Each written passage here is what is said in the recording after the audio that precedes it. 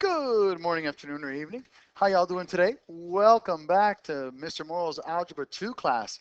Today we're going to continue with the 2.1 lesson. This is going to be their second part of 2.1, is writing and evaluating algebraic expressions, part 2. We weren't able to finish on Friday, so we're going to continue here right where we left off, which was example 5. So, okay, we're evaluating expressions here. We have exponents, so let's figure out how to do this nice and easy. Okay, first of all, 10 to the 7th power. That literally translated means 10 times itself 7 times. But no one really wants to multiply 10 that many times, so I'm going to show you a little trick. Every time you have a 10 to whatever power, simply go ahead and write the number 1, of course, and then look at the exponent and write as many zeros as there are exponents. So in this case, this is 10 to the 7th, so this will be a 1 with a 1, 2, 3, 4, 5, 6, 7 zeros. So that is 10 million. So just, for giggles, if I said 10 to the 4th, that's a 1 with 1, 2, 3, 4 zeros. That'd be 10,000. Okay, so nice and easy, 10 to any power. Write the number 1, and then write as many zeros as there are exponents. Okay. B, 4 to the 4th power. This is literally saying 4 times 4 times 4 times 4. So it's 4 times itself 4 times. Okay. And then here, you just got to be good at multiplication. The more you know your tables, the better. 4 times 4 is 16 times 4 times 4. 16 times 4 is 64 times 4, and that will be 256. Okay? For C, let me go ahead and shrink this up here for you guys. Okay, for C, we have 1/2 cubed. So this means 1/2 times itself 3 times. That came out ugly. Let me rewrite that. So that equals 1/8, because 2 times 2 is 4 times 2 is 8. 0.2 squared. Well, this literally means 0.2 times 0.2, which equals 0.04. Please remember, put it over here, we're working with decimals, so 0.2 times 0.2, you multiply as normal, and then you count as many values as are behind the decimals, and you move that many places to the left. So there's 2 numbers behind the decimals, so you go 1, 2 to the left, giving you 0.04. 2/3 cubed will equal 2/3 times itself 3 times. So 2 times 2 is 4 times 2 is 8. 3 times 3 is 9 times 3 is 27. So we've got 8 27ths. Okay, let's continue. Now let's work with some negatives. And we had mentioned this last class in part 1, but I'm going to make sure that I'm really careful about articulating this again. I have -3 squared. Please be aware that this power of 2, the exponent, is only affecting what is directly to the left of it. So directly to the left of this is the 3, not the negative. This is really reading a -1 times a 3 squared. So this is a -1 times 3 times 3, which equals -9. Please be careful, okay? If I have -5, for example, to the 3rd power, the 3 exponent is affecting the 5 and only the 5.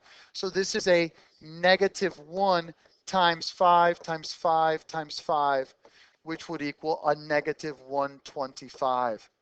Please be cognizant of that. Okay, and that was example G, -5 cubed. Let's do another one. -7 squared. Well, the exponent of 2 is only affecting the 7 here, so this is a -1. Where is that -1 coming from? From here, times a 7 times a 7, which is -1 times 49, which equals -49. Now, this negative in this one is clearly outside, so it's less confusing. the exponent is going to affect everything to its left or everything inside of the parentheses. So in this case, I've got a negative 1 times 5 times 5 times 5 times 5. So this is negative 1 times 25 times 25, which equals negative 625. How about negative times negative 5 to the 4th power? Well, in this case, this is a negative 1. Oh, sorry about that.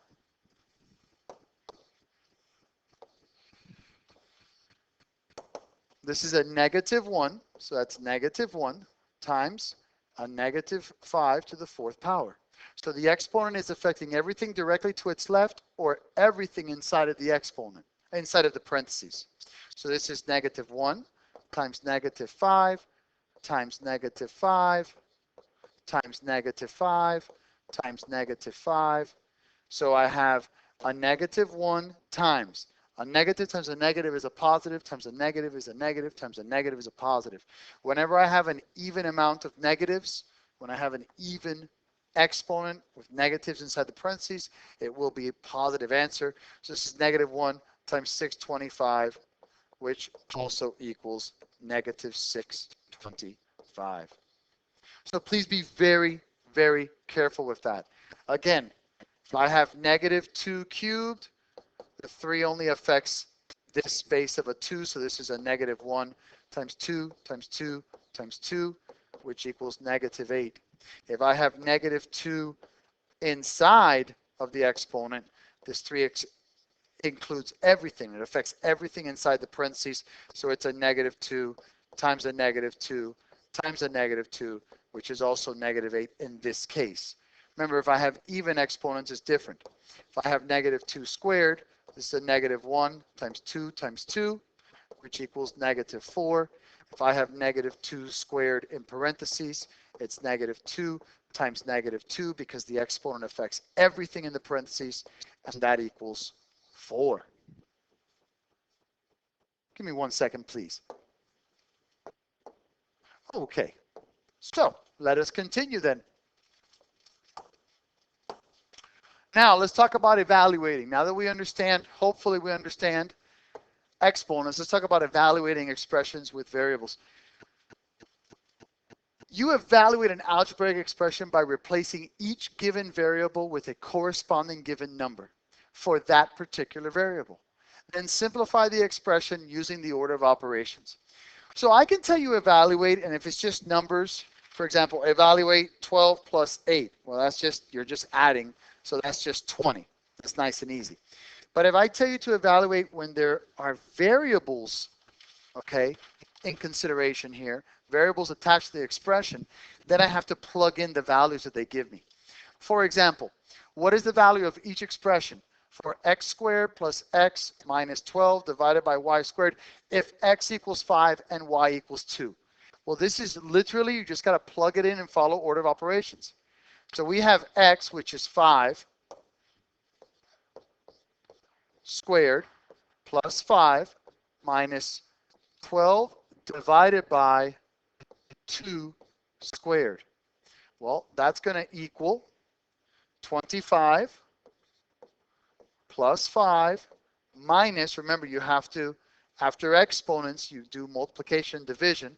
So I've got 12 divided by 4, and then I have 25 plus 5 minus 3, because 12 divided by 4 is 3.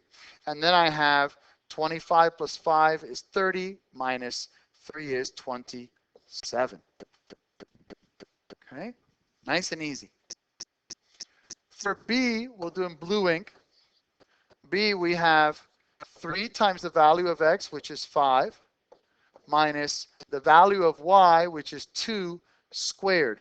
Please note that I am squaring the value of y. So please put the value of y in parentheses. And then this will equal 15 minus 4, which equals 11. Okay, for C, find the value of x, y squared for x equals 5 and y equals 2. Then find the value of parentheses x, y squared. What can you conclude from the two products? All right, well, let's first try this guy. We'll do this guy in red here. Okay, my xy squared. In this particular case, xy squared, who's getting squared? I hope all of you said the y, because that's exactly who's getting squared. So this will be x, which is 5, times y, which is 2, squared. Only the 2 is getting affected here, so this is 5 times 4, which equals 20. As opposed to now, in blue, we're going to do parentheses, xy squared. Remember, the exponent affects anything immediately to its left or everything inside of the parentheses. So in this particular case, it's parentheses 5 times y, which is 2, squared. Parentheses first, okay? So I'm going to go 10 squared equals 100. All right? Nice and easy. And last but not least, let's just practice a little bit more. Let's evaluate each variable expression. Okay, so I've got 7 times a, which is -4, plus 4, plus 3 times b, which is 5, minus 8. Go ahead and try it for a second. Let's see if you can do it on your own. Go. Okay, let's see what you got here.